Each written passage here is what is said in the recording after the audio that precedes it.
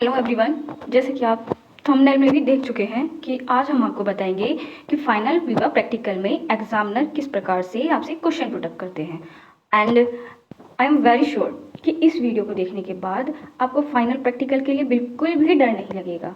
तो आइए देखते हैं कुछ प्रमुख प्रश्न जो कि कंटेम्प्रेरी इंडिया एंड एजुकेशन से लिए गए हैं।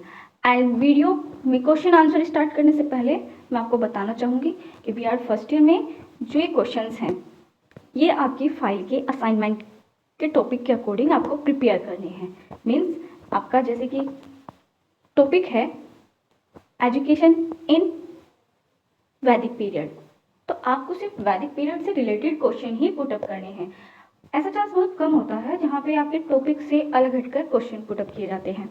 तो इसमें फर्स्ट आपके क्वेश्चंस जो मेनली अगर आपके क्लास टीचर्स वहाँ पर है तो कुछ बच्चे ऐसे होते हैं जो कि कॉलेज नहीं जा पाते हैं, तो वो उनको सेव करने के लिए, बचाने के लिए कुछ ऐसे क्वेश्चंस करते हैं जिनका वो आंसर अच्छे से दे पाए। जैसे कि फर्स्ट क्वेश्चन आप ले सकते हैं सीसी मीन्स, अब सीसी किसको कहते हैं? सीसी की फुल फॉर्म क्या होगी? Course course. कोर कोर्स क्या होता है? कोर कोर्स आपके होते हैं कंपल्सरी कोर्स। जैसे कि आपका कोर कोर्स में कंटेम्प्रेरी इंडिया एंड एजुकेशन हो गया, फिलोसफी हो गया आपका, and growing up as a learner, and last आपका टीचर टीचिंग एंड ट्रेनिंग। ये सभी आपके क्या होंगे? कोर कोर्स होंगे। इसके बाद होगा आपका पीसी मीन्स, पीसी की फुल फॉर्म बताइएगा तो आप पीसी की फुल फॉर्म में क्या बोलेंगे? Pedagogy courses. अब पैडागोजी कोर्सेज क्या है वो आपसे ये क्वेश्चन भी पुटअप कर सकता है कि आपके पैडागोजी कोर्सेज बताइए क्या है, तो आप मैनुअली उसको पैडागोजीज बता देंगे। जैसे कि अगर आप साइंस साइड से हैं और आपका 12th में मैथ्स था तो आप नॉर्मली बताएंगे pedagogy of mathematics and pedagogy of physical science. अगर आपके पास में कॉमर्स था तो आप कॉमर्स के अकॉर्डिंग बताएंगे, वो हम आपको नेक्स्ट टॉपिक में बताएंगे, वो हम आपको नेक्स्ट टॉपिक में क्लियर कर देंगे। नेक्स्ट होता है आपके क्वेश्चंस जो आपसे पूछे जाएंगे वो होंगे एपीसी। एपीसी की फुल फॉर्म क्या होती है? एनहांसिंग प्रोफेशनल कैपेसिटीज मीन्स, अपनी जो कैपेसिटीज है उनको बढ़ाना, एनहांस करना। कैपेसिटी किस तरीके की? प्रोफेशनल कौशल जो आपके सिखाए जाते हैं, जो आपको स्किल सिखाई जाती है, उनको आप किस तरीके से बढ़ा सकते हैं या आप कैसे बढ़ाए, ये सभी आपकी ईपीसी में आती है। Number of EPC subject, EPC subjects के जो बीएड फर्स्ट ईयर में नंबर्स होते हैं कि वो कितने होते हैं? वो होते हैं नंबर फर्स्ट ईपीसी में स्ट्रेंथिंग लैंग्वेज प्रोफिशिएंसी। इसमें आपकी हिंदी एंड इंग्लिश दोनों लैंग्वेज आती हैं। हिंदी और इंग्लिश लैंग्वेज के साथ में आपकी स्केच फाइल और साथ में लगाई जाती है, कनेक्ट की जाती है, टच की जाती है। किस लिए? जिससे कि आप अपने सिलेबस के अकॉर्डिंग सब्जेक्टिव के साथ में जो आपको ऑप्शनल सिखाया जाता है एपीसी में, एनहांस की जाती है आपकी कैपेसिटीज, उसको भी अच्छे से इन रिटर्न अच्छे से लिख पाए। नेक्स्ट होता है आपका ईपीसी 2। ईपीसी 2 में आपका क्या होगा? Art and aesthetic. Art and aesthetic में आपकी क्या होता है? Art and aesthetic. Art and aesthetics में भी आपकी फाइल बनवाई जाती है, आपकी वर्कशॉप कराई जाती है। कुछ कॉलेज ऐसे होते हैं जो वर्कशॉप के लिए बाहर से कुछ स्पेशल पर्सन्स को इनवाइट करते हैं, एंड कुछ कॉलेज इस तरीके के होते हैं कि वो अपने कॉलेज से ही आपको वर्कशॉप कराते हैं, बाहर किसी को बुलाने की, इनवाइट करने की उनको नीड नहीं होती है। तो आर्ट एंड एस्थेटिक में आपको किस तरीके की चीज़ें सिखाई जाती है? जैसे कि आपके क्राफ्ट्स हो गए, क्राफ्ट्स में आपकी डॉल हो गई, डॉल बनाना, बोतल को किस तरीके से आप अच्छे से डेकोरेट कर सकते हैं, होम को डेकोरेट करना, आप अपने होम्स के लिए किस तरीके से अच्छी अच्छी थिंग्स प्रिपेयर कर सकते हैं। और इसके साथ साथ जो हमारी आर्ट एंड एस्थेटिक का मेन मोटिव होता है वो होता है ओल्ड जो आपकी थिंग्स होती हैं उनको रीयूज करना, मीन्स ओल्ड थिंग्स से न्यू बनाना।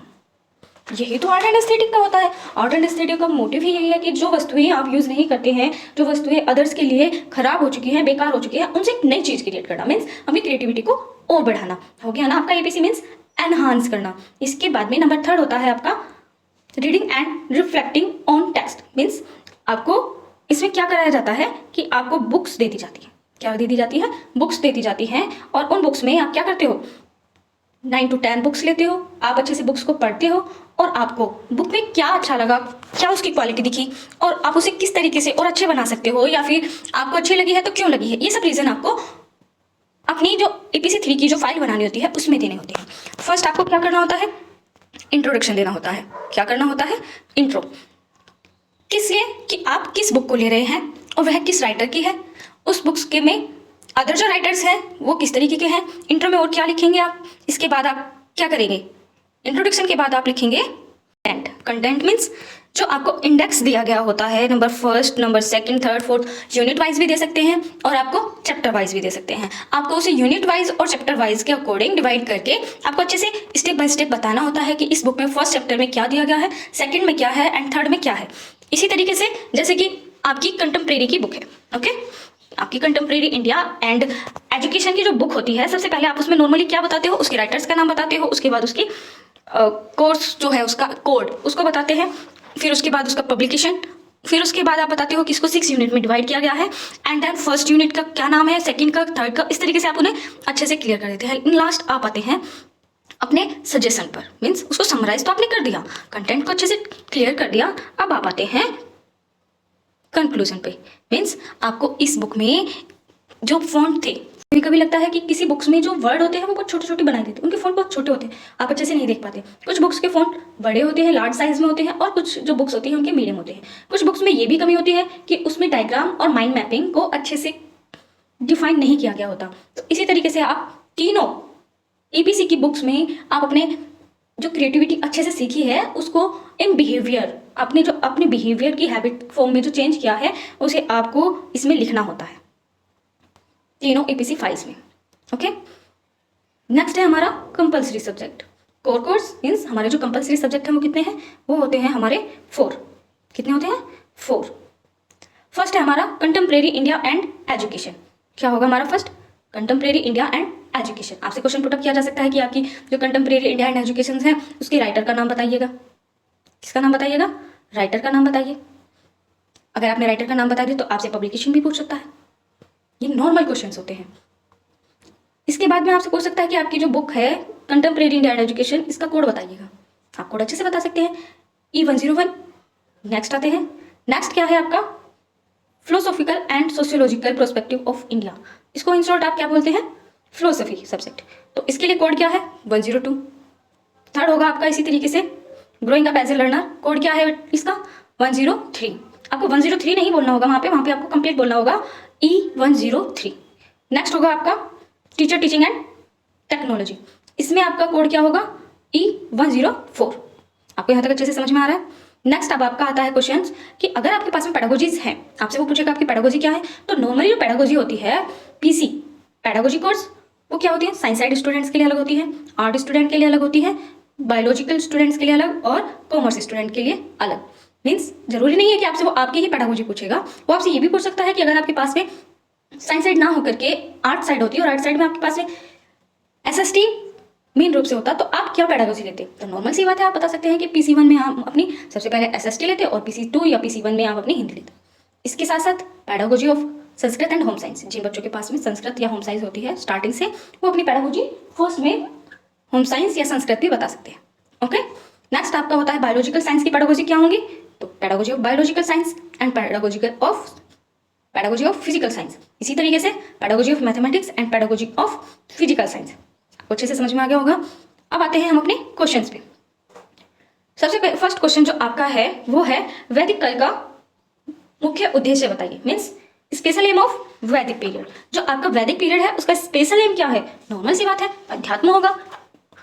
वैदिक पीरियड में आध्यात्मिकता का विकास करना ही उनका मुख्य उद्देश्य रहा, इस तरीके से आप बता देंगे। इसके बाद में नेक्स्ट क्वेश्चन होगा आपका वेदों के कितने प्रकार होते हैं। नॉर्मली मैं आपको अच्छे से बताना चाहूंगी कि वैदिक पीरियड का अगर आपका टॉपिक है तो आप अपने जो क्वेश्चंस हैं वो फर्स्ट यूनिट से करके जाइएगा, लास्ट यूनिट तक जाने की आपको नीड नहीं होगी।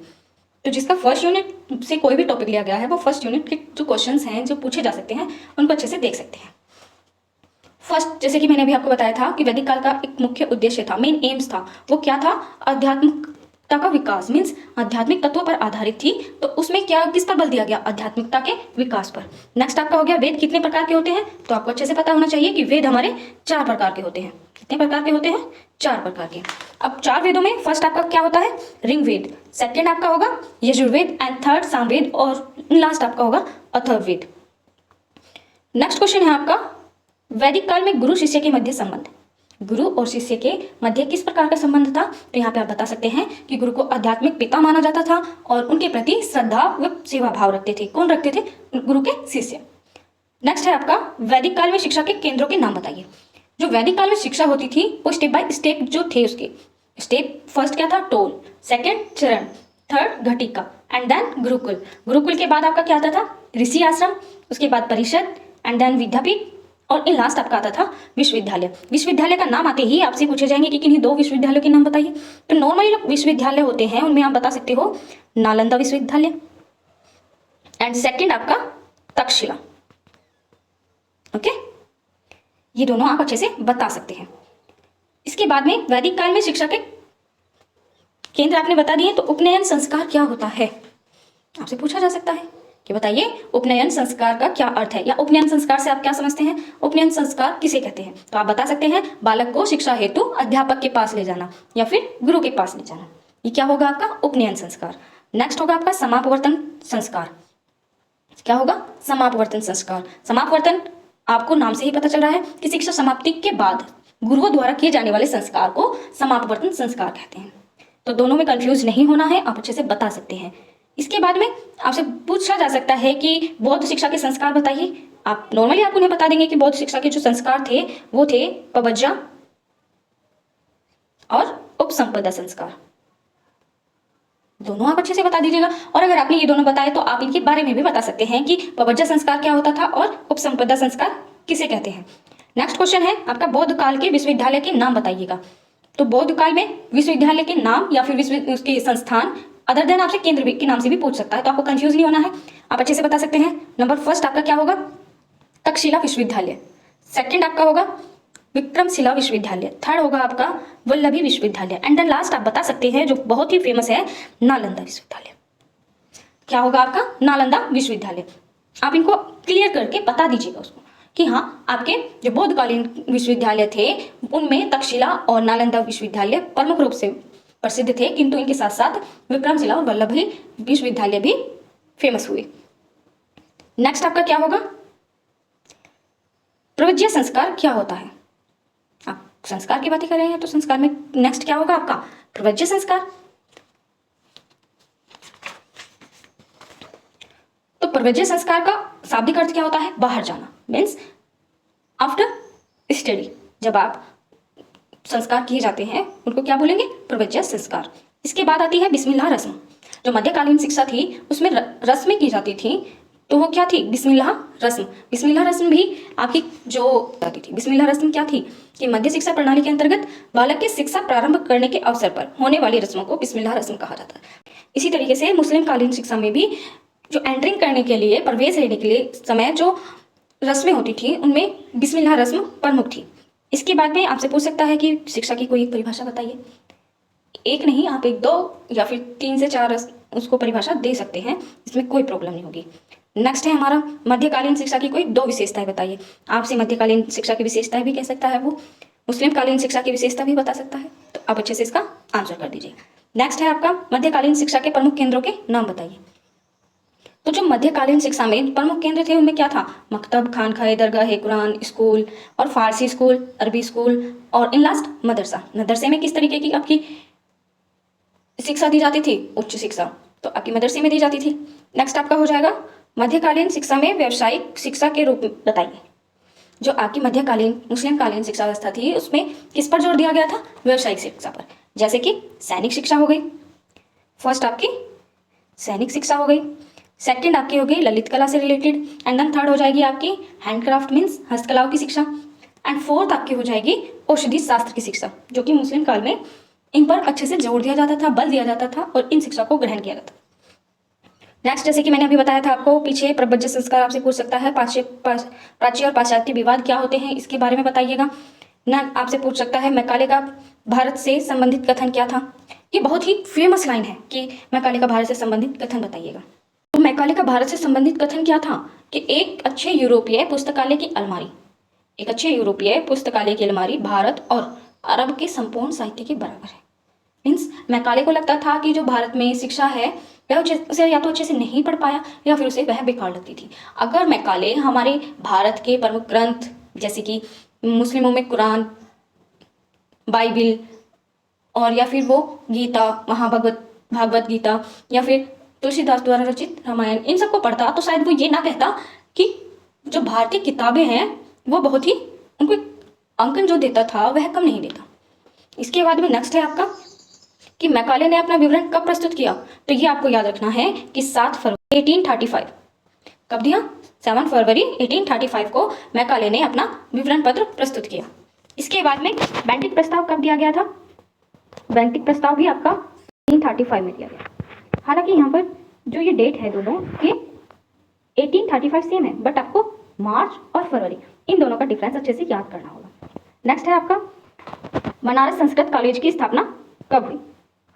तो आप अच्छे से बता देंगे कि 1791 में बनारस संस्कृत कॉलेज की स्थापना हुई। नेक्स्ट आपका कलकत्ता मदरसे की स्थापना किसने की। तो जो आपके वॉरेन हेस्टिंग्स थे, वॉरेन हेस्टिंग्स, इन्होंने आपके कलकत्ता मदरसे की स्थापना की। नेक्स्ट है आपका वुड का आदेश पत्र कब जारी किया। तो जो वुड का आदेश पत्र था वो आपका कब जारी किया गया? वो जारी किया गया 1854 में। कब जारी किया गया? 1854 में। नेक्स्ट है आपका अधोगामी निषेधन सिद्धांत क्या है। अधोगामी निषेधन जो सिद्धांत था ये है, और ये आपका वेरी शॉर्ट क्वेश्चंस में भी, फाइनल एग्जाम में भी पूछा जाता है और पूछा भी गया है कि अधोगामी निषेधन सिद्धांत किसे कहते हैं, या छनाई का सिद्धांत किसे कहते हैं, या फिर आपका इस तरीके से भी पूछ सकता है कि छनन सिद्धांत पर प्रकाश डालिए। तो इसमें क्या लिखेंगे आप? शिक्षा की व्यवस्था जो थी वो कैसी थी कि आप शिक्षा की व्यवस्था उच्च व्यक्तियों के लिए कीजिए, और जब उच्च व्यक्ति अच्छे तरीके से साक्षर हो जाएंगे तो वह निम्न व्यक्तियों के संपर्क में आकर के उनको भी स्वाभाविक रूप से वहां तक पहुंच ही जाएगी शिक्षा।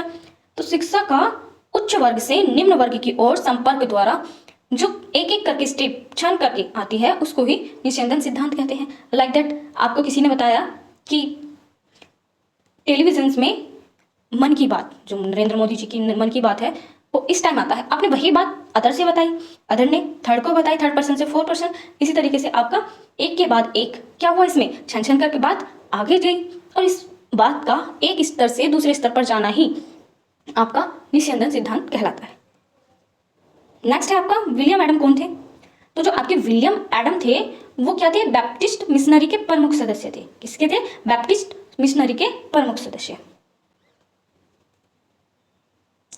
ये आपका हो गया बैप्टिस्ट। इस समिति के प्रमुख सदस्य कौन थे? William Adam. तो शिमला शिक्षा सम्मेलन का आयोजन कब किया गया? आप अच्छे से बता सकते हैं कि 1901 में शिमला शिक्षा सम्मेलन का आयोजन किया गया। नेक्स्ट है आपका भारतीय विश्वविद्यालय अधिनियम कब पारित किया। तो इसका आपका आंसर क्या होगा? 1904। भारतीय विश्वविद्यालय आयोग की स्थापना कब हुई? तो ये आपका 1902। इसके बाद राष्ट्रीय आंदोलन के जनक कौन थे? तो भारतीय राष्ट्रीय आंदोलन के जो जनक थे वो थे आपके महर्षि दयानंद। कौन थे आपके? महर्षि दयानंद। इसके बाद में भारतीय राष्ट्रीय कांग्रेस ने राष्ट्रीय शिक्षा संबंधी प्रस्ताव कब पारित किया?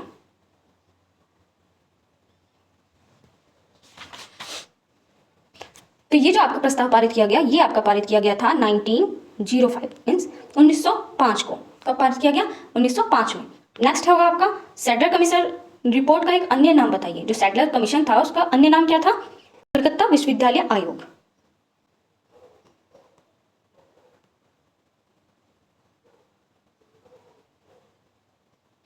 आप अच्छे से बता सकते हैं, कलकत्ता विश्वविद्यालय आयोग। नेक्स्ट है आपका कलकत्ता विश्वविद्यालय आयोग के अध्यक्ष कौन थे? तो आप बताइएगा सर माइकल सैडलर। जो सर माइकल सैडलर थे वो कलकत्ता विश्वविद्यालय आयोग के अध्यक्ष थे। नेक्स्ट है आपका विश्वविद्यालय अनुदान समिति के गठन का सुझाव किसने दिया? तो इसका जो सुझाव दिया था वो दिया गया था सर्जेंट योजना में। और कब दिया गया? 1944 में। सार्जेंट योजना कितने वर्ष की होती है? तो जो आपकी सार्जेंट योजना थी ये आपकी 40 वर्ष की होती है। कितने वर्ष की होती है? 40 वर्ष की। नेक्स्ट है आपका भारतीय शिक्षा आयोग का एक अन्य नाम बताइएगा। तो भारतीय शिक्षा आयोग का अन्य नाम जो था वो था हंटर आयोग। नेक्स्ट है आपका हंटर आयोग का गठन कब हुआ? तो आपका हंटर आयोग का गठन हुआ था 3 फरवरी 1882 को। 3 फरवरी 1882 को आपके हंटर आयोग का गठन किया गया। नेक्स्ट है आपका भारतीय शिक्षा आयोग के अध्यक्ष कौन थे? तो सर विलियम हंटर, भारतीय शिक्षा आयोग का जो अन्य नाम है हंटर आयोग, उससे आपको याद रखना है कि हंटर कमीशन जो था, आयोग था, उसके अध्यक्ष थे सर विलियम हंटर। नेक्स्ट है आपका सैडलर आयोग की नियुक्ति कब हुई? तो आप अच्छे से बताइएगा कि सैडलर जो आयोग था उसकी नियुक्ति 14 सितंबर 1917 को सैडलर आयोग की नियुक्ति हुई थी। ठीक है, सैडलर आयोग की रिपोर्ट कितने अध्यायों में विभक्त थी? जो आपका सैडलर आयोग था उसकी जो रिपोर्ट दी गई थी वह कितने अध्याय में विभक्त थी? तो आप अच्छे से बता दीजिएगा कि 13 अध्यायों में विभक्त की गई। नेक्स्ट आपका होगा सैडलर आयोग का गठन किस प्रकार की शिक्षा के लिए हुआ? तो इसमें माध्यमिक व उच्च शिक्षा और विश्वविद्यालय शिक्षा के लिए, माध्यमिक, उच्च एवं विश्वविद्यालय शिक्षा के लिए आपका गठन किया गया। सैडलर आयोग के मुख्य उद्देश्य बताइएगा, या फिर आप नेक्स्ट आपसे ये भी इस तरीके से क्वेश्चन भी पूछ सकते हैं कि वर्धा योजना के प्रवर्तक कौन थे? तो वर्धा योजना के प्रवर्तक कौन थे? महात्मा गांधी। नेक्स्ट आपका हो जाएगा वर्धा योजना का अन्य नाम बताइएगा। जो दूसरा नाम था वो क्या था? बुनियादी शिक्षा, या फिर आप इसे बता सकते हैं नई तालीम। और इसके साथ साथ में हर्टांग समिति की नियुक्ति किसकी अध्यक्षता में हुई? तो फिलिप हर्टांग, सर फिलिप हर्टांग के द्वारा की गई। साइमन आयोग की नियुक्ति कब की गई? तो साइमन आयोग की जो नियुक्ति हुई वो हुई आपकी 8 नवंबर 1927 को। नेक्स्ट है आपका एबट की रिपोर्ट क्या थी? तो एबट की रिपोर्ट जो थी वो व्यावसायिक शिक्षा के बारे में थी। किसके बारे में थी? वोकेशनल एजुकेशन के लिए। नेक्स्ट होगा आपका बोर्ड ने अपनी रिपोर्ट में क्या लिखा था? तो आप नॉर्मली जवाब दे सकते हैं कि बोर्ड ने अपनी रिपोर्ट में सामान्य शिक्षा एवं प्रशासन के बारे में लिखा। नेक्स्ट आपका होगा बेसिक शिक्षा की अवधि कितनी होती है? तो बेसिक शिक्षा की जो अवधि होती है वो होती है 7 वर्ष। नेक्स्ट है आपका बेसिक शिक्षा में किस बात पर ज्यादा बल दिया गया? तो ये बहुत ही ज्यादा इंपॉर्टेंट क्वेश्चन है कि बेसिक शिक्षा में किस बात पर बल दिया गया। तो इसमें क्राफ्ट की शिक्षा पर सबसे ज्यादा बल दिया गया, जिससे कि बच्चे अपनी आर्थिक स्थिति के साथ साथ में अपनी शिक्षा की स्थिति को भी सुधार सकें। नेक्स्ट है आपका बेसिक शिक्षा के केंद्र में क्राफ्ट को क्यों रखा गया? ये वही बात हो गई कि इसका बेसिक शिक्षा का क्या फायदा है, क्या विशेषता है। तो इसमें क्या थी? बेसिक शिक्षा में क्राफ्ट की जो शिक्षा थी उसको क्यों रखा गया? क्योंकि बच्चों को श्रम का महत्व बताना और बच्चों को स्वावलंबी बनाना था, जिससे कि वो अपनी जीविका अपने आप चला सके। और वो इससे किसको जोड़ना चाहते थे? शिक्षा से, इस एजुकेशन से वो गांव के बच्चों को जोड़ना चाहते थे, जिससे कि वो आत्मनिर्भर बन सके और जो स्कूल में होने वाला व्यय था उससे वह श्रम ले सके। नेक्स्ट आपका भारतीय शिक्षा आयोग का अन्य नाम बताइए। तो ये दोबारा क्वेश्चन आ गया है क्योंकि ये बहुत ही ज्यादा इंपॉर्टेंट था। तो भारतीय शिक्षा आयोग का अन्य नाम होगा क्या आपका? हंटर आयोग। नेक्स्ट क्वेश्चन है आपका विश्वविद्यालय शिक्षा आयोग के अध्यक्ष कौन थे? तो आप अध्यक्ष अच्छे से बता सकते हैं कि डॉक्टर सर्वपल्ली राधाकृष्णन विश्वविद्यालय शिक्षा के आयोग के अध्यक्ष थे। विश्वविद्यालय आयोग की स्थापना कब की गई? तो जो इसकी स्थापना की गई वो की गई 4 नवंबर 1948। नेक्स्ट है आपका माध्यमिक शिक्षा आयोग की स्थापना कब की गई? आप बता सकते हैं कि माध्यमिक शिक्षा आयोग की जो स्थापना थी वो 23 सितंबर 1952 को की गई। कब की गई? 20 सितंबर 1952 को की गई। नेक्स्ट क्वेश्चन आपका क्या है? माध्यमिक शिक्षा आयोग ने कौन सी शिक्षा संरचना का सुझाव दिया? जो आपके माध्यमिक शिक्षा आयोग था उसने किस संरचना का सुझाव दिया? तो संरचना का क्या सुझाव था? 10+2+3। माध्यमिक आयोग द्वारा जो दी गई थी वो थी 10+2+3 सीक्वेंस है। और जो आपकी NEP 20 है उसकी संरचना क्या है? 3+5+3+4। ये आपकी NEP 2020 की संरचना है। इसके बाद में आपका क्या होगा क्वेश्चन? मुदालिर आयोग ने शिक्षा के संबंधी क्या सुझाव दिए? तो आप बता सकते हैं जो मुदालिर आयोग द्वारा त्रिभाषा सूत्र दिए थे वो क्या थी? कि मातृभाषा या प्रादेशिक भाषा होनी चाहिए, सेकंड आपकी राष्ट्रभाषा होनी चाहिए और एक विदेशी भाषा होनी चाहिए त्रिभाषा से। और इसके बाद में जो दूसरा सुझाव था वो क्या था? मातृभाषा या प्रादेशिक भाषा को माध्यमिक शिक्षा का माध्यम बनाया जाए। नेक्स्ट है आपका मुदालिर आयोग द्वारा दिए गए माध्यमिक शिक्षा के कोई 2 उद्देश्य बताइए। तो फर्स्टली आप अच्छे से बताइएगा कि कोई भी शिक्षा हो उसका पहला जो उद्देश्य होता है वो होता है व्यक्तित्व का विकास करना, एंड देन सेकंड व्यवसायिक कुशलता में वृद्धि। शिक्षा आयोग के अध्यक्ष का नाम बताइएगा। जो आपके शिक्षा आयोग था उसका जो अध्यक्ष थे वो कौन थे? डॉक्टर दौलत सिंह कोठारी। कौन थे? दौलत सिंह कोठारी। नेक्स्ट है आपका शिक्षा आयोग की नियुक्ति किस वर्ष की गई? तो शिक्षा आयोग की जो नियुक्ति हुई थी वो हुई थी आपकी 14 जुलाई 1964 को। कब हुई थी? 14 जुलाई 1964। नेक्स्ट आपका कार्य अनुभव से आप क्या समझते हैं? बहुत अच्छी बात है कि कार्य करने के उपरांत जो अनुभव हमें प्राप्त होता है उसको बताना, उसको समझाना या उसको एक्सप्लेन करना ही हमारा कार्य का अनुभव होता है। प्रौढ़ शिक्षा के अंतर्गत कोठारी आयोग में किन किन कार्यक्रमों को स्थान दिया गया? इसमें क्या होगा? फर्स्ट आपका होगा निरक्षरता उन्मूलन, सेकंड आपका अनवरत शिक्षा, थर्ड आपका होगा पत्राचार शिक्षा। और ये जो तीनों शिक्षाएं थी इन पर बहुत ही ज़्यादा जोर दिया गया। कोठारी आयोग द्वारा प्रस्तावित त्रिभाषा सूत्र क्या था? इसके अकॉर्डिंग फर्स्ट जो था वो था कि क्षेत्रीय भाषा या प्रादेशिक भाषा में मातृभाषा के साथ क्षेत्रीय भाषा या प्रादेशिक भाषा। सेकंड था संघ की राजभाषा हिंदी, एंड देन थर्ड कोई एक यूरोपियन भाषा होनी चाहिए। आपको अच्छे से यहाँ पे समझ में आ गया होगा। इसके बाद में था आपका प्रथम राष्ट्रीय शिक्षा नीति कब घोषित की गई? प्रथम राष्ट्रीय शिक्षा नीति कब घोषित की गई? तो ये था आपका 1968। आपकी जो प्रथम एनईपी थी वो 1968 में की गई। एंड देन सेकंड आपसे पूछ सकता है 10+2+3 का प्रणाली क्या, कौन सी प्रणाली? तो इसमें 10 वर्ष जो था आपका, जो आपका 10 वर्ष है ये क्या हुआ? माध्यमिक शिक्षा के अंतर्गत। आपका 2 वर्ष है ये उच्चतर माध्यमिक शिक्षा, और 3 वर्ष जो था ये आपका था स्नातक की शिक्षा। दूरस्थ शिक्षा परिषद के किन्हीं 2 कार्यों को बताइए। तो दूरस्थ शिक्षा परिषद के 2 कार्य क्या होंगे कि दूरस्थ शिक्षा संचालित करने वाले संस्थानों को मान्यता प्रदान करना। नेक्स्ट आपका होगा कि दूरस्थ शिक्षा के संस्थानों द्वारा संचालित पाठ्यक्रमों पर निगरानी रखना। आपका नेक्स्ट क्वेश्चन देखिएगा, मुदालियर आयोग का गठन कब हुआ? तो मुदालियर आयोग का गठन 23 सितंबर 1952 को हुआ। आप अच्छे से देख पा रहे होंगे कि जितने भी कमीशंस की, आयोग की जो डेट दी गई है वो सितंबर सबसे ज़्यादा है। राष्ट्रीय ज्ञान आयोग ने देश में कितने विश्वविद्यालयों की आवश्यकता बताई? तो राष्ट्रीय ज्ञान आयोग ने देश में लगभग कितने विश्वविद्यालयों की आवश्यकता बताई थी? 1500, कि हमारे जो देश है उसमें लगभग 1500 और विश्वविद्यालय होने चाहिए। ज्ञान आयोग के प्रतिवेदन को किस नाम से जाना जाता है? तो इसमें राष्ट्र के नाम प्रतिवेदन। क्या होगा आपका? राष्ट्र के नाम प्रतिवेदन। ज्ञान आयोग के अध्यक्ष का क्या नाम था? श्री सेम पित्रोदा।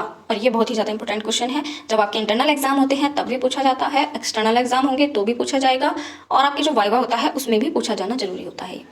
तो ज्ञान आयोग के अध्यक्ष का नाम आप क्या बताएंगे? श्री सेम पित्रोदा। नेक्स्ट आपका राष्ट्रीय ज्ञान आयोग का प्रतिवेदन कितने भागों में विभाजित है? तो इसमें आप आंसर करेंगे कि 5 भागों में, 5 पार्ट्स। नेक्स्ट है आपका प्रथम राष्ट्रीय भाषा शिक्षा नीति कब घोषित की गई? तो प्रथम राष्ट्रीय शिक्षा नीति आपकी 1968 में प्रधानमंत्री इंदिरा गांधी के द्वारा घोषित कराई गई। नेक्स्ट क्वेश्चन आपका आ जाता है शिक्षा में अपव्यय का अर्थ बताइए।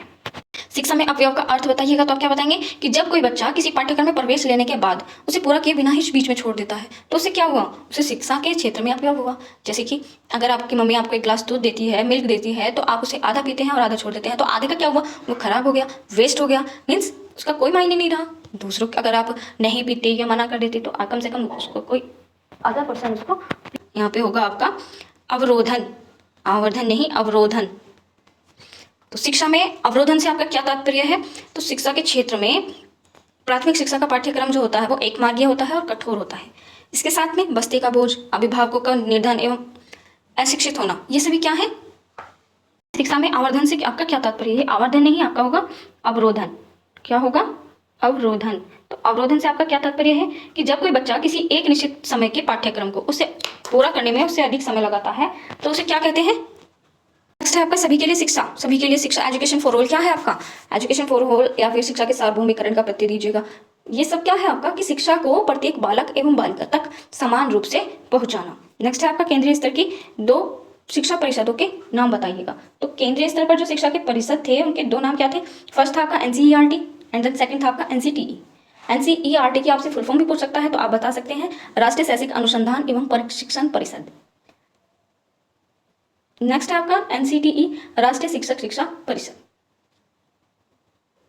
नेक्स्ट आपके क्वेश्चन देखिएगा, सबके लिए शिक्षा विषय पर सम्मेलन कहाँ किया गया? तो सबके लिए शिक्षा विषय पर सम्मेलन कहाँ हुआ था? थाईलैंड में। कब हुआ था? 1990 में।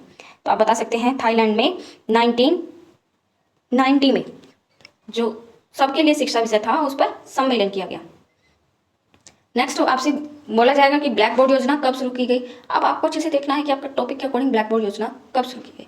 तो ब्लैक बोर्ड योजना 1987 से 88 में स्टार्ट की गई। शिक्षा अभियान कब शुरू किया गया? जो आपका शिक्षा अभियान था वो शुरू कब किया गया? सर्व शिक्षा अभियान कब शुरू किया गया आपका? 2001 में। नेक्स्ट है आपका कस्तूरबा गांधी बालिका योजना कब शुरू की गई थी? तो जो आपकी कस्तूरबा गांधी बालिका योजना थी वो आपकी 2004 में शुरू की गई थी। नेक्स्ट आपका मध्याह्न भोजन योजना किस अभियान के अंतर्गत चलाई जाती है? तो ये आपकी जो योजना चलाई जाती है वो चलाई जाती है एजुकेशन फॉर ऑल पॉलिसी के अकॉर्डिंग, मीन्स सभी के लिए शिक्षा या फिर सर्व शिक्षा अभियान के अंतर्गत। मध्याह्न भोजन योजना कब प्रारंभ की गई? तो 15 अगस्त 1995 में मिड डे मील जो था आपका ये स्टार्ट किया गया। नेक्स्ट है आपका कस्तूरबा गांधी बालिका योजना कब शुरू की गई? तो ये 1 जुलाई 2004 को, 1 जुलाई 2004 में। 2 डीम्ड विश्वविद्यालयों के नाम लिखिए। ये क्वेश्चन बहुत ही ज़्यादा इंपॉर्टेंट होता है, जो कि आपका इंटरनल एक्सटर्नल मीन्स सभी में पूछा जाता है। तो आपको बताना है। तो डीम्ड विश्वविद्यालयों के नाम में फर्स्ट आपका मणिपाल विश्वविद्यालय, जो कि मणिपाल कर्नाटक में है। सेकंड आपका होगा शोभित विश्वविद्यालय, जो कि मेरठ उत्तर प्रदेश में ही है। ये आपके डीम्ड विश्वविद्यालय थे। नेक्स्ट है आपका जनार्दन रेड्डी समिति का गठन किस वर्ष किया गया? तो जनार्दन रेड्डी समिति का जो गठन था वो 31 जुलाई 1991 में किया गया, मीन्स 31 जुलाई 1991। शिक्षा के क्षेत्र में आने वाली कठिनाइयों के निवारण बताइए। तो सबसे पहले तो एक जो सबसे बड़ा निवारण होगा यही होगा कि 2 किलोमीटर या फिर 1 किलोमीटर के एरिया में कॉलेज और स्कूल्स का होना। एंड नेक्स्ट आपका जो बस्ते का बोझ होता है, बैग का बोझ होता है, उसको कम करना। और जो आपकी पाठ्यचर्या है, सिलेबस है, वो कठिन ना होकर के फ्लेक्सिबल होना, मीन्स लचीला होना। तो शिक्षा में विश्वविद्यालय स्वाधीनता किन क्षेत्रों में प्रदान करने की संस्तुति की गई? तो किस विद्यालय में की गई? कि छात्रों के चयन में, अध्यापकों की नियुक्ति व पदोन्नति में, शिक्षण कार्य विधियों व अनुसंधान कार्यों में। इसके साथ में नेक्स्ट आपका क्वेश्चन होगा देशमुख समिति का गठन कब किया गया? तो देशमुख समिति का गठन 1958 में किया गया। कब किया गया? 1958 में। नेक्स्ट आपका होगा हंसा मेहता समिति कब बनाई गई? आपकी हंसा मेहता समिति जो बनाई गई थी वो बनाई गई थी 1962 में। कब बनाई गई? 1962 में। लास्ट आपका है अखिल भारतीय माध्यमिक शिक्षा परिषद की स्थापना कब की गई? माध्यमिक शिक्षा की जो स्थापना की गई थी वो की गई थी 1955 में। कब की गई? 1956। नेक्स्ट क्वेश्चन है आपका माध्यमिक शिक्षा हमारी शैक्षिक प्रणाली की सबसे निर्मल कड़ी है, यह किस आयोग का कथन है? तो ये कथन आपका बहुत ही ज़्यादा महत्वपूर्ण है और ये आपका मुतालिर आयोग का कथन है। और नेक्स्ट आपका क्वेश्चन होगा त्रिभाषा सूत्र किसने दिया? तो जो आपका त्रिभाषा सूत्र था वो आपका दिया था केंद्रीय शिक्षा सलाहकार बोर्ड के द्वारा। कब दिया गया था? 1956 में। कब दिया गया था ये? 1956 में। भारत में हिंदी को राष्ट्रभाषा बनाने की घोषणा कब की गई? जो आपकी हिंदी भाषा थी उसको राष्ट्रभाषा बनाने की घोषणा कब की गई थी? ये की गई थी 1949 में। 1949 में। त्रिभाषा परिभाषा सूत्र क्या है? त्रिभाषा का जो सूत्र था इसमें क्या है कि 3 भाषाओं के अध्ययन की बात की है। फर्स्ट आपका मातृभाषा, सेकेंड आपका क्षेत्रीय भाषा और थर्ड आपका कोई एक यूनानी भाषा। भारत में जनसंख्या शिक्षा को राष्ट्रीय कार्यक्रम से कब जोड़ा गया? तो भारत में जनसंख्या शिक्षा को राष्ट्रीय कार्यक्रम से 1980 में जोड़ा गया। कब जोड़ा गया? 1980 में। नेक्स्ट है आपका भारत में मुक्त शिक्षा के विश्वविद्यालय के नाम बताइए। तो भारत में जो मुक्त शिक्षा विश्वविद्यालय है उनमें फर्स्ट नंबर पे आपका इग्नू आता है। जो इग्नू है आपका ये आपका मुक्त विश्वविद्यालय है, ओपन यूनिवर्सिटी। तो इसमें इंदिरा गांधी मुक्त विश्वविद्यालय भी आपसे कहते हैं। नेक्स्ट है आपका राजश्री टंडन मुक्त विश्वविद्यालय जो कि इलाहाबाद में है। लास्ट आपका क्वेश्चन है नेट और सेट की फुल फॉर्म क्या होगी? तो नेट के लिए national eligibility test and SET के लिए स्टेट एलिजिबिलिटी टेस्ट। एन और एस के लिए आपको नेशनल और एस के लिए स्टेट, दोनों आपको अच्छे से लर्न करने। Thank you for attention. And मैं आपको बता दूं कि कंटेम्प्रेरी इंडिया में जो टोटल क्वेश्चंस थे जो कि आपसे एग्जामिनर के द्वारा पूछे जा सकते हैं वो मैंने आपके साथ में डिस्कस किए। एंड आई होप कि आपको थोड़ा सा लगा होगा कि आप अच्छे से रिप्रेजेंट कर सकते हैं अपने हुनर को, अपने कौशल को, स्किल्स को, और अब आपको डर नहीं लगेगा। तो नेक्स्ट पार्ट में मैं आपको बताऊंगी कि जो आपकी फिलोसफी की जो फाइल्स होती हैं E102 में उससे किस प्रकार के प्रश्न पूछे जाएंगे और उन प्रश्नों के आंसर क्या होंगे।